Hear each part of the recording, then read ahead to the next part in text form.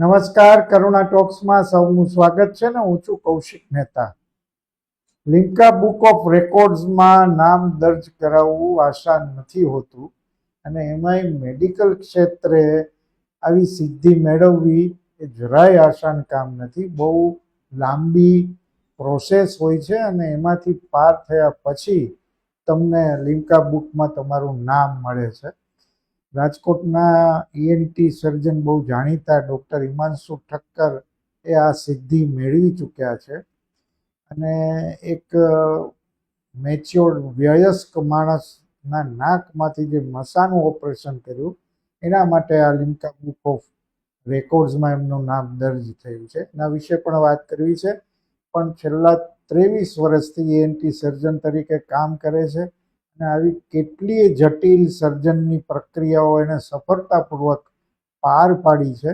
એટલું જ નહીં, કોરોના કાળમાં પણ એમણે સરકારી હોસ્પિટલ સાથે રહી અને અનેક ઓપરેશન દર્દીઓના વિનામૂલ્યે કર્યા હતા. એટલે સેવાભાવી પાસું પણ એમનું બહુ મજબૂત છે. આજે એમની તબીબી સફર વિશે પણ વાત કરવી છે અને વાત કરવા માટે આપણી સાથે જોડાયા છે ડૉક્ટર હિમાંશુ ઠક્કર.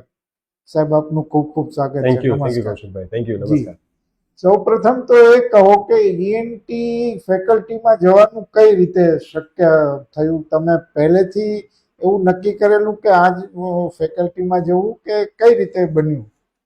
બહુ સારો પ્રશ્ન છે કૌશિકભાઈ. હું જ્યારે એમબીબીએસમાં સ્ટડી કરતો અને જેમ ફાઇનલ યરમાં આપણે પહોંચતા જેમ સબ્જેક્ટિવ નોલેજ આવતું જાય કે ભાઈ આ સબ્જેક્ટમાં આપણને ઇન્ટરેસ્ટ છે, એટલે સર્જિકલ ફિલ્ડમાં મને પહેલાથી રસ હતો. જી. અને એમાં પણ જ્યારે એક ઇન્ટર્નશિપ દરમિયાન મેં એક કિસ્સો જોયો હતો કે એક દર્દી જે નાનું બાળક હતું અને એમના ગળામાં કંઈક ફસાયેલું હતું. એ પ્રોસિજર મેં ડ્યુરિંગ ઇન્ટર્નશિપ એક પોસ્ટિંગ દરમિયાન જોયેલી અને જે વિકટતાથી એ ઓપરેશન થયું અને એ બાળકનો જ્યારે જીવ બચાવ્યો હતો એ સમયના અમારા પ્રોફેસરે, અને એ ઓપરેશન મેં જોયેલું, ત્યારથી મને એવું થયું કે આટલી નાજુક રચના કાનના ગળાની, એમાં પણ ગળાની અંદર જ્યાંથી શ્વાસની અંડળી બધું જતું હોય અને એમાં પણ જ્યારે એ દૂરબીન નાખીને નાના બાળકનો જીવ બચાવવામાં આવ્યો ને એમના માતા પિતાની આંખમાં જ હર્ષના આંસુ હતા અને એ મને હૃદયસ્પર્શી બની ગયું અને મને એમ થયું કે મારે ફિલ્ડ આ લેવું છે. ક્યાં વાત છે, વાહ! એક કિસ્સાએ આખી જિંદગીનો વળાંક લઈ લીધો. અને જોગાનું જોગ એવું બન્યું કે લાઈન તો મેં ઈએનટી લીધી, પણ આજે પણ મારો સબ્જેક્ટ ઓફ ઇન્ટરેસ્ટ વધારેમાં વધારે નાના બાળકોની શ્વાસની અંડળી વિશે વધારે હોય છે ઓપરેશનોમાં. બરાબર, બહુ સાચી. પણ તમે સીધી રાજકોટમાં પ્રેક્ટિસ શરૂ કરી કે અન્યત્ર પહેલા સેવાઓ આપી હતી? ના, મેં સીધી 2001 થી રાજકોટમાં પ્રેક્ટિસ ચાલુ કરી. મેં 2001માં સિવિલ હોસ્પિટલ ઓફ રાજકોટમાં મેં ડ્યુટી જોઈન કરી હતી.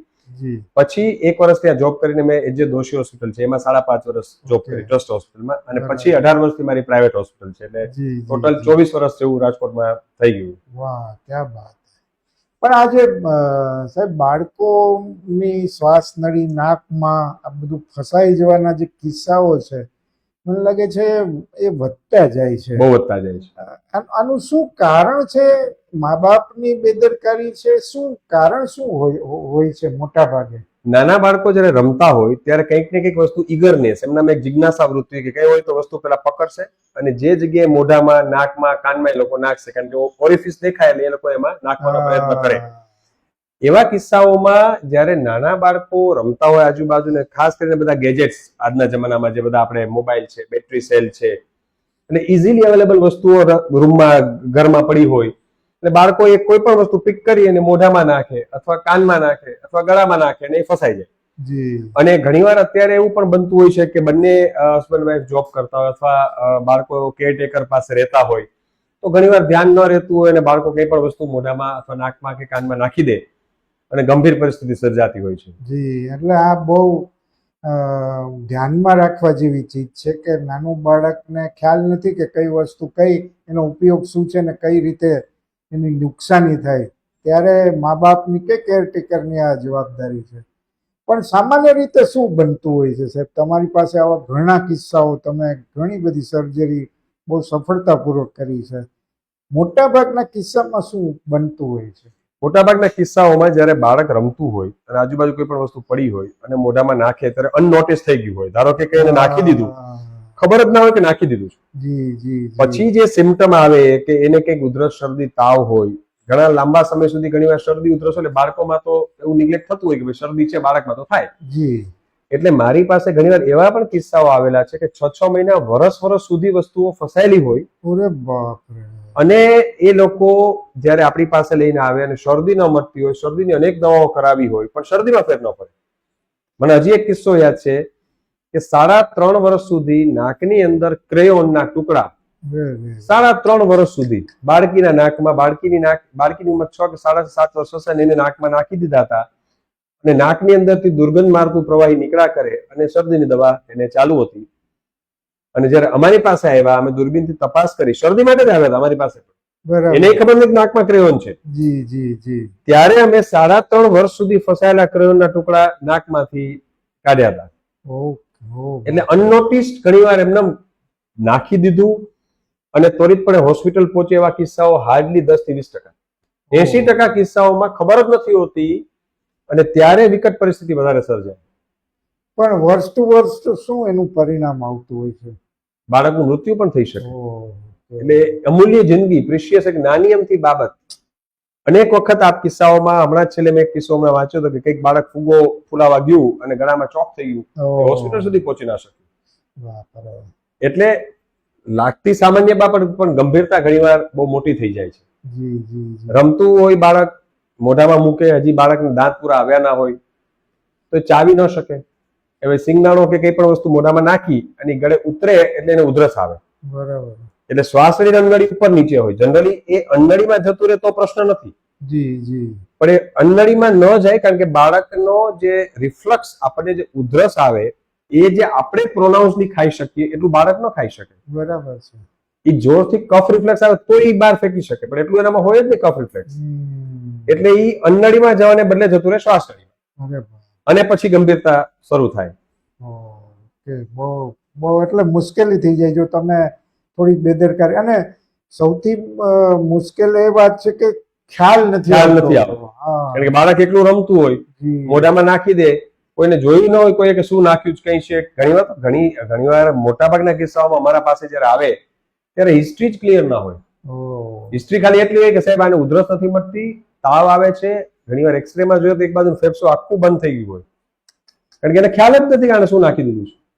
અને ત્યારે જે ઓપરેશન કરવું પડે એ પેલું અભિમન્યુના 7 કોઠા જેવું છે કે એમાંથી બહાર નીકળવું અને એ જે ફસાયેલી વસ્તુ કાઢવી અત્યંત, આ જે સર્જરી છે કેટલી જટિલ હોય છે? અત્યંત જટિલ. કારણ કે બાળકની શ્વાસનળીમાં 3 મિલીમીટર 4 મિલીમીટર સુધીનું દૂરબીન જઈ શકે.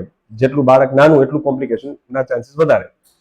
હવે મિલીમીટર, એમાં દૂરબીનમાં, એ દૂરબીનની અંદર તમે એટલા જ જગ્યામાંથી જોઈ, પેલા તો એ જૂની વસ્તુ ફસાયેલી છે એને આઈડેન્ટિફાઈ કરીએ, શ્વાસની દિવાલ સાથે ચોટેલી હોય એટલે આજુબાજુ કફ સાફ કરીએ.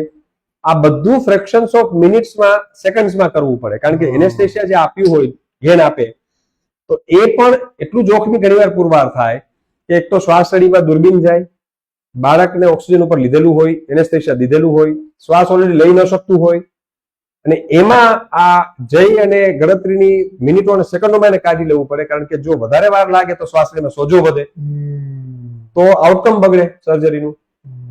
અને ઘણીવાર 6, 8, 10 મહિના સુધી વસ્તુ ફસાયેલી હોય અને શ્વાસની દિવાલ સાથે ચોટેલી હોય તો ગ્રેન્યુલેશન ટિશ્યુ એટલે એટલું બધું આજુબાજુ જામ થઈ ગયું હોય કે એ આઈડેન્ટિફાઈ કરવું કે આ શ્વાસની દિવાલ નેચરલ છે કે આ સિંગદાણો છે.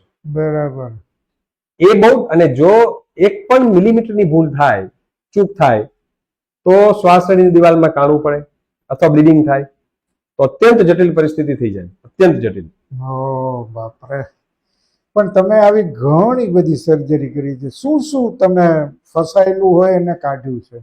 અમે બાળકોમાં શિંગદાણું, ચણાનો દાણો, ચીકુનું બી, શ્વાસનળીમાંથી મેટલનો સ્ક્રૂ, શ્વાસનળીમાંથી દાંત, અંડનળીમાંથી મેટલની ઘૂઘરી, અંડનળીમાંથી વાંકી વળેલી ખીલ્લી, અંડનળીમાં ફસાયેલો 4 સેન્ટીમીટર મોટો પથ્થર. 22 વર્ષનો એક વિકલાંગ બાળક હતું માનસિક રીતે અને એને ઘણા બધા પથ્થર નાખી દીધા હતા, એમાંથી અમુક પથ્થર પેટમાં ઉતરી ગયા અને એ ઓપરેશન મેં આજથી 20 વર્ષ પહેલા કરેલું અને 4 સેન્ટીમીટર મોટો પથ્થર એની અંડનળીમાં ફસાઈ ગયો.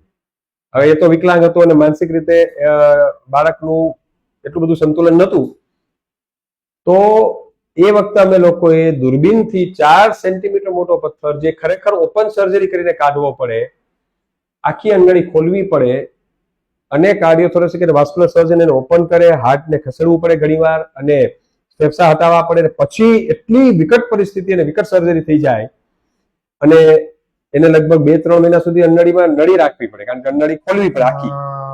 પણ એ સર્જરી અમે લોકોએ ચેકા ટાંકા વગર દૂરબીનથી માત્ર અડધો કલાકમાં કરી અને 4 સેન્ટીમીટર મોટો પથ્થર દૂરબીનથી કાઢ્યો હતો.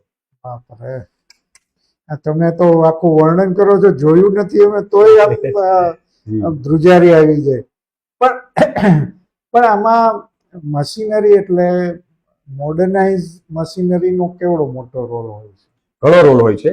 એની સાથે સાથે આમાં સ્કિલ પણ બહુ જ માંગી લેતું હોય છે, કારણ કે આની સ્પેશિયલાઇઝ ટ્રેનિંગ અને આનો અનુભવ બહુ જ જરૂરી હોય છે, કારણ કે દરેક કેસ અલગ હોય છે. બરાબર. દરેક કેસ બાળકની ઉંમર, એની શ્વાસનો ડાયામીટર, એની શું ગળી ગયો છે એ વસ્તુ, ક્યાં ફસાયેલી છે એ વસ્તુ, કેટલો લાંબો સમયથી ફસાયેલી છે, અને એની કન્ડિશન, અને મશીનરીનો એડવાન્સમેન્ટનો આધુનિક સમયમાં ઘણો રોલ છે. અમારી પાસે આધુનિક દૂરબીનો છે જેના વડે અમે આ કરી શકીએ છીએ, પરંતુ સાથે સાથે સ્કિલ પણ અત્યંત જરૂરી હોય છે, કારણ કે આ જે બધી વસ્તુઓ હોય છે એની અંદર ખૂબ જ અનુભવ જરૂરી બને, કારણ કે આની અંદર જરા પણ ચૂક થાય એ લાઈફ એન્ડ ડેથ નોતરી શકે. એ પ્રશ્ન થઈ જાય. પણ તમે કોરોના દરમિયાન સિવિલ હોસ્પિટલ રાજકોટ સાથે રહીને ઘણા બધા ઓપરેશન કર્યા, એ શું પરિસ્થિતિ હતી ને કેવા પડકારો હતા એમાં? એ સમય જયારે યાદ કરીએ છીએ ત્યારે ઘણીવાર એવું થાય કે આપણે કુદરતને જયારે ઘણીવાર કોઈ એવું કહેતો હોય કે ભાઈ હું તો ઈશ્વરમાં માનતો નથી, પણ ઈશ્વરમાં ન માનનારા ઈશ્વરનું નામ લેવું પડે છે. એટલે મારું ઘણીવાર કહેવાનું હોય છે, ઘણીવાર આપણે એવું કહેતા હોય કે બધું 99% એના હાથમાં, 1% આપણા હાથમાં, પણ હું તો કાયમ કહું છું બધું એના હાથમાં જ છે. કોરોના સમયે આપણને કૌશિકભાઈ બતાવી દીધું કે વ્યક્તિ માત્ર ખાલી જે શ્વાસ લઈ શકે છે એ પણ એને આધીન છે. લાખો કરોડો લોકોના જીવ પૈસા ખરીદી શકતા નથી, એ પણ પૂરું થઈ ગયું. બહુ સાચી વાત. પૈસા કબાટમાં જે લોકોના રહી ગયા, પણ સારવાર મળી શકતી નથી. જે સમયે અમુક ફોરેન કન્ટ્રીમાં આપણે દાખલા વિચારીએ તો ઘણીવાર અમુક જે બધા વેસ્ટર્ન કન્ટ્રીમાં હતા, સારવાર પણ નથી મળી શકી, એટલી ગંભીર પરિસ્થિતિ થઈ ગઈ હતી. ઇવન તો દે હેવ મની. ભારતમાં હાલત તો ઘણી સારી હતી આપણે, પણ એ સમયમાં જ્યારે મ્યુકોરમાઇકોસિસ, પહેલો તો કોરોનાની થપાટ, એના પછી બાકી હતું તો આ મ્યુકોરમાઇકોસિસ, જે બ્લેક ફંગસ કહેવાય, જ્યારે ભણતા રેસિડેન્સી વખતે હાર્ડલી વર્ષમાં ક્યારેક 1 કે 2 કિસ્સાઓ, હાર્ડલી, જે દરરોજના 10 થી 20 કિસ્સાઓ, 25 કિસ્સાઓ, 30 કિસ્સાઓ, અને લાઈક એ ફ્લડ. મને લાગે રાજકોટમાં સૌથી વધારે, અને અત્યંત જોખમી. એટલે ઓપરેશન કરનારને પણ એટલું જ જોખમ, કારણ કે જે બ્લેક ફંગસ હોય એની જે અમે ડ્રીલ કરીને કાઢતા દૂરબીનમાંથી, તમે વિચારો આ જે ડાયામીટર છે 35 થી 40 મિલીમીટર જેટલી જગ્યામાંથી દૂરબીન નાખવાનું, ત્યાંથી અમારી ડ્રીલ જાય મશીન, અને એ લિટરલી આપણે હાડકું અંદર ખોતરીને એને કાઢવાનું, 2-2.5 કલાક એક સર્જરી ચાલે, અને પીપી કિટ પહેરીને જે કરવી પડે, કન્ટિન્યુઅસ પરસ્પિરેશન થતું, એટલો સ્ટ્રેસ પણ હોય, અને એક સર્જરી નહીં, દિવસમાં ઘણીવાર 5-5, 7-7, 10-10 સર્જરીઓ પણ, કારણ કે એટલો બધો વર્કલોડ, અને કોઈ પણ જગ્યાએ મને ખબર છે ડોક્ટર સેજલબેને બહુ વાત, ડોક્ટરોનો બહુ સપોર્ટ, સ્ટાફનો બહુ સપોર્ટ મળ્યો ને આટલું કામ થઈ શક્યું. એટલે એ જે ઈએનટી ડિપાર્ટમેન્ટ સિવિલ હોસ્પિટલ રાજકોટે પણ કાબેલે તારીફ કામ કર્યું હતું, કે એના સાથે સાથે અમે તો સહયોગમાં જોડાયા હતા, પણ એ લોકોએ પણ ખૂબ જ રેસિડેન્સથી માંડીને બધા ડોક્ટરોએ જીવ રેડીને કામ કર્યું હતું, અને એના ફળ સ્વરૂપ આજે આપણે એવું કહી શકીએ કે રાજકોટની જે મેડિકલ ફેટર્નિટી છે એનું એક આગવું સ્થાન છે. એ લોકોએ બધી જગ્યાએ દરેક ડોક્ટરો બધા યુનાઇટ થઈને કામ કરેલું છે, અને ખાસ કરીને આપણા જે રાજકોટની યુનિટી છે એ પણ એ વખતે બહુ સાચી વાત, બહુ સાચી. પણ તમને આઈએમએ સહિતના ઘણા બધા એવોર્ડ્સ મળ્યા છે, ઇન્ડિયન બુક ઓફ રેકોર્ડ્સમાં પણ તમારું નામ છે. એ કયા કિસ્સામાં બનેલું કે એ નામ ત્યાં દર્જ થયું? એ મને યાદ છે, એ પણ ખૂબ જ કૌશિકભાઈ અલગ જ કિસ્સો હતો. સુત્રાપાડા ગીર ડિસ્ટ્રિક્ટનું મટાણા ગામ, વિસ્મય, હજી મને છોકરો યાદ છે, 3 વર્ષની ઉંમર હતી. જે આપણે હમણાં મને પ્રશ્ન પૂછ્યો કે આપણે કઈ રીતે જાણી શકીએ કે આ બાળક કઈ ગળી ગયું છે કે કેમ, તો એ 3 વર્ષનો હતો ત્યારે પ્લાસ્ટિકની સિસોટી ગળી ગયો. હવે લોકલ એરિયા આજુબાજુ એને ખૂબ દવા કરાવી, 7 વર્ષ સુધી કન્ટિન્યુઅસ દવા કરાવી. એના ફેફસામાં વારે ઘડી ઇન્ફેક્શન થઈ જતું, ન્યુમોનિયા થઈ જતું, એટલી હાલત હતી કે ઘણીવાર એને દાખલ કરવો પડતો. 2.5 લાખ રૂપિયા તો ખાલી દવાઓ પાછળ ખર્ચાઈ ગયા. બરાબર. એના મામા રાજકોટ, હરિભાઈ નકુમ કેવું કઈ નામ હતું, એ રાજકોટમાં રહેતા. એને બોલાવ્યા, ભાઈ અમારા રાજકોટમાં સાહેબ છે, તમે એકવાર આવીને એને બતાવો. એ મારી પાસે લઈને આવ્યા ત્યારે આટલો થપ્પો હતો ફાઇલનો, ટેબલ ઉપર મૂકી કે સાહેબ આટલી અમે સારવાર કરાવી છે પણ કઈક ફરક પડતો નથી. અને ઈ કે આ દર 2 મહિને માંદો પડે અને એને ન્યુમોનિયા થઈ જાય. એટલે બધા રિપોર્ટ્સ અમે ચેક કર્યા, અમારી રીતે બધી તપાસ કરી. સીટી સ્કેન એક નતો થયો, સીટી સ્કેન અમે કરાવ્યો. અને સીટી સ્કેનમાં એવું માલુમ પડ્યું કે આના ફેફસામાં જમણી બાજુ પ્લાસ્ટિકની કોઈ વસ્તુ ફસાયેલી છે. That was the big clue. That was since 7 years. 3 વર્ષનો હતો એ ગળી ગયો, 10 વર્ષનો થયો ત્યારે અમારી પાસે આવ્યો, એટલે 7 વર્ષ. અને એ મેડિકલ ક્ષેત્રનો બહુ જ રેરેસ્ટ ઓફ રેર કિસ્સો હતો. લિટરેચરમાં પણ આવા કિસ્સાઓ ભાગ્યે જ જોવા મળતા હોય છે. એ અમે લોકોએ ઇન્ડિયા બુક ઓફ વર્લ્ડ રેકોર્ડમાં દર્જ કરાયો હતો અને એમાં એ સિલેક્ટ થયો. બહુ સાચી, બહુ સરસ. અને આ લિમ્કા બુકની તો હમણાં જ તમારી વાત ચાલી રહી છે, એ પણ નાકના મસાનું બહુ મોટું. આ કેવું અઘરું હતું? એ પણ અત્યંત જટિલ ઓપરેશન હતું કે લલિતભાઈ વાઘેલા, રાજકોટનું પેશન્ટ, 55 વર્ષના, કાયમી શરદીની તકલીફ સાથે અમારા પાસે આવ્યા હતા અને નાકમાં મસો છેક બહારના છિદ્ર સુધી પહોંચી ગયો, એટલો મોટો મસો. અમે લોકોએ જયારે સીટી સ્કેન કરાવ્યો અને સીટી સ્કેનમાં એવું જાણવા મળ્યું કે મસાની સાઈઝ 8/2 છેક અહીંથી શરૂ થઈ, કારણ કે નાક આટલું ના હોય, છેક ઊંડે સુધી હોય, સાઇનસ અહીંયા હોય તો છેક મેક્સિલરી સાઇનસ પાછળ ઇથમોઇડ ત્યાં સુધી એ મસો ફેલાયેલો. હવે ખરેખર એ સર્જરી ઓપન કરી અને એને મેક્સિલરી યા સાઇનસ હોય એ ખોલી અને બહુ લાંબી પ્રોસિજર કરવી પડે જો આમ ન નીકળે તો. એ અમે નાકના છિદ્રો મારફતે દૂરબીનથી ચેકાટાકા વગર સેમ સિટિંગમાં કાઢી દીધો, 8/2 સેન્ટીમીટર પૂરો. અને એ લિમ્કા બુક ઓફ વર્લ્ડ રેકોર્ડમાં રેકોર્ડ પ્રસ્થાપિત થયો. કેવી સાહેબ આની પ્રોસેસ કેવી હોય છે? દર્શકોને નથી ખબર હોતી કે લિમ્કા બુકમાં તમારું નામ રજીસ્ટર કરવા માટેની પ્રોસેસ કેવી હોય. ગિનેસ બુકની પણ એટલી જ જટિલ હોય છે, પણ આ તમારો અનુભવ કેવો છે? પ્રોસેસમાં સ્ક્રુટિનાઇઝ ખૂબ જ અને ઓથેન્ટિસિટી ખૂબ જ હોય છે અને એમનું ફોર્મ પણ હોય છે. ફોર્મની જે માહિતી ફિલઅપ કરવાની હોય છે, ગવર્મેન્ટ ગેઝેટેડ ઓફિસર્સના સિગ્નેચર્સ ને બધું રિક્વાયર્ડ હોય છે. તમે કરેલા ઓપરેશનના video as well as photographs અને ઓથેન્ટિસિટી માટેના રિપોર્ટ્સ પણ આપણે પેશન્ટની કન્સેન્ટ સાથે મોકલવાના હોય છે. એ બધું અપ્રૂવ થાય અને એમના ડેટાબેઝમાં જ્યારે ચેક થાય કે આ રેકોર્ડ નથી વર્લ્ડ રેકોર્ડ, પછી એ લોકો એને એનરોલ કરે. એટલે ઇટ્સ અ બિગ પ્રોસેસ અને ઘણી વખત ઘણો સમય લાગે છે, પણ we feel really proud, privilege and honour કે આટલી reputed book Limca book of world record is equivalent to Guinness. કારણ કે એ ઇન્ડિયન ગિનિસ જ છે અને લગભગ મોર દેન 30 years થી પબ્લિશ થાય છે. એટલે અમારા માટે સૌભાગ્યની વાત છે કે એમાં અમારો રેકોર્ડ દર્જ થયો. બહુ સરસ.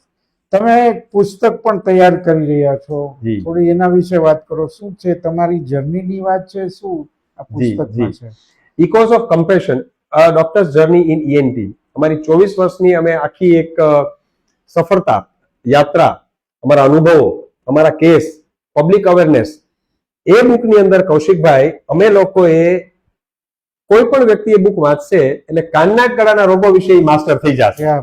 કારણ કે એમાં એટલું સમજાય ભાષામાં બેઝિક અમે લોકોએ લીધેલું છે કે તમને શરદી છે તો શરદી શું કામ અને એના ઉકેલો એમાં છે. એમાં થોડો ઘરગથ્થુ ઉપાય પણ અમે બતાવ્યો છે. તમને મસા થયા નાકમાં તો એના વિશે પણ છે, એલર્જી છે એના વિશે પણ છે, નાકમાંથી બ્લીડિંગ થાય તો એના વિશે પણ છે, બાળક કઈ ગળી ગયું તો એના વિશે છે, પ્રોફેશનલ સિંગર્સ અને ટીચર્સ એની સ્વરપેટીની કાળજી લોકોએ કેમ રાખવી એના વિશે પણ છે. ઋતુગત બીમારીઓ, કાનના ગળાના રોગો, ચોમાસામાં કાનમાં ફંગસ થાય, શિયાળામાં કાનની અંદર ભેજ આવી જાય તો શું થાય, નાકની શરદી અને સાઇનસ વિશે અનેક લેખો પબ્લિક અવેરનેસના અમે લોકો એમાં ઇન્ક્લુડ કર્યા છે. એટલે અમે લોકો ઘણા ખરા અંશે બુકના બનાવવાના ફેઝ સુધી પહોંચી ગયા છે. થોડા સમયમાં અમે લોન્ચ પણ કરશું અને એક અમારી ભાવના છે કે એ બુક જ્યારે લોન્ચ થાય, અમારો હેતુ પણ એ છે કે એ અમે ડેડિકેશન થેલેસેમિયા પીડિત બાળકો ગૌ સેવા માટે સમર્પિત કરવાના છે. બહુ સરસ, બહુ સરસ. ના, એટલે બહુ મજાની વાત છે. એટલે એક પ્રકારે ENT એન્સાઇક્લોપીડિયા જેવું થઈ જશે. એન્સાઇક્લોપીડિયા જેવું થશે, એવું થશે. બહુ સરસ. પણ આખરમાં સાહેબ તમે ENT માટે જેને ટીપ આપી શકાય કે શું શું પ્રિવેન્શન માટે શું શું ધ્યાન રાખવું? બહુ જ સારો પ્રશ્ન છે કૌશિકભાઈ, કારણ કે કાનના ગળાના અવયવો ભલે નાના રહ્યા પણ ખૂબ જ જરૂરી અને ખૂબ જ આપણે કહી શકાય સેન્સિટિવ છે. હું સિમ્પલ એક દાખલો આપું કે આપણે 1 મિનિટ માટે પણ કાન બંધ થઈ જાય એવું વિચારે કે કાન બંધ જ છે, સંભળાતું જ બંધ થઈ ગયું, બરાબર. તો દુનિયા શૂન્ય થઈ જાય છે. જી જી. એટલે આપણને ત્યારે આપણી શ્રવણ શક્તિ વિશે ખ્યાલ પડે કે કેટલી અમૂલ્ય છે. 1 મિનિટ માટે નાક બંધ થઈ જાય અને શ્વાસ બંધ થઈ જાય તો આપણે એમ થાય કે હું કેમ જીવીશ. બરાબર. 1 મિનિટમાં કંઈક પણ ગળામાં આપણને ઉધરસ આવીને ફસાઈ ગયું તો આપણે એમ થાય કે ઓ માં જીવ નીકળી જશે. એટલે કાનના ગળાના અવયવો નાના પણ કાળજી મોટી અને સેન્સિટિવ વધારે. એટલે ખાસ કરીને મારી દર્શક મિત્રોને અને હું આજે કૌશિકભાઈનો અને કરુણા ફાઉન્ડેશનનો આભાર માનું છું કે મને અહીંયા ઇન્વાઇટ કરીને આટલો અવેરનેસ એક ઇન્ટરવ્યુ લીધો કે જેથી લોકો સુધી માહિતી પહોંચે કે કઈ રીતે કાનના ગળાની સંભાળ લેવી. એટલે પહેલી ટીપ મારી એ છે કે કોઈ પણ રોગને અવગણવો નહીં અને સેલ્ફ મેડિકેશન ન કરવું. આ બહુ સૌથી મહત્વની વાત છે કે ઘણીવાર તમે પોતાની રીતે અથવા તો મેડિકલ સ્ટોરમાં જઈને કોઈ દવા શરૂ કરી દો છો તો એના પરિણામો ખરાબ પણ આવી શકે છે. કારણ કે કોઈ પણ ટીપા આપણને એવું છે કે હું કાનના ટીપા મેલના લઈ આવું, મેલ કાનમાં નાખી દઉં, પણ એ મેલ જ ના હોય તો એ કાનને વધારે નુકસાન કરશે. એટલે સેલ્ફ મેડિકેશન અવોઇડ કરવું જોઈએ. હેબિટ્સ, ખાસ કરીને ટોબેકો બેલ્ટ એરિયા આપણું જે સૌરાષ્ટ્ર કચ્છ છે એમાં હેબિટ્સનું પ્રમાણ બહુ વધારે છે. પાન, તમાકુ, માવા, ગુટકા, એટલે કેન્સરના પ્રમાણ પણ અહીંયા વધારે છે મોગરાના. તો મારી દર્શક મિત્રોને ખાસ અપીલ છે કે કોઈ પણ જાતના વ્યસનથી દૂર રહી અને હેલ્ધી લાઈફસ્ટાઈલ જીવવી. કારણ કે મનુષ્ય અવતાર એક જ વાર મળે છે, જે આપણે બધાને ખબર છે. વાહ, બહુ સાચું. અને એનો સદુપયોગ કરવો, દુરુપયોગ નહીં. એટલે ખાસ કરીને કોઈ પણ જાતનું વ્યસન, મને ઘણીવાર ઘણા પેશન્ટ પૂછે કે સાહેબ આ બંધ કરી દઈએ ને તો બેચેની થાય છે, ઘણીવાર કોન્સ્ટિપેશન રહેતું હશે, પણ હું એમને કાયમ એક જ વસ્તુ સમજાવું કે આપને આપના પરિવારનો વિચાર કરશો તો આપને વ્યસન કરવાની ઈચ્છા જ નહીં થાય. કે આપની ગેરહાજરી આપના પરિવાર ઉપર શું અસર કરશે? બહુ સાચું. તો તમને વ્યસન કરવાની ઈચ્છા જ નહીં થાય. એટલે ખાસ quit tobacco, stay healthy, stay blessed. ક્યાં વાત, બહુ સરસ છે. કારણ કે એમનું સાહેબે કહ્યું એમ અંગો બહુ નાના છે પણ એટલા સંવેદનશીલ છે કે જરાક પણ ચૂક થાય તો જિંદગી મૃત્યુ વચ્ચેનું અંતર ઘટી શકે છે. એટલે આ બહુ ગાંઠે બાંધવા જેવી ટીપ છે અને એ રીતે આપણે જીવન જીવવું જોઈએ. આ સૌથી મહત્વની બાબત છે. ડૉક્ટર સાહેબ, તમે અમારે ત્યાં આવ્યા સ્ટુડિયોમાં અને ENT વિશે ઘણી બધી માહિતી આપી. ખાસ કરીને તમે જે જટિલ સર્જરીમાં તમારી જે માસ્ટરી છે એ કાબિલે તારીફ છે. તમે ઘણી બધી રસપ્રદ વાતો કરી, લિમ્કા બુક ઓફ રેકોર્ડ્સની પણ વાત કરી. તમારો ખૂબ ખૂબ આભાર. Thank you Kaushikbhai, thank you.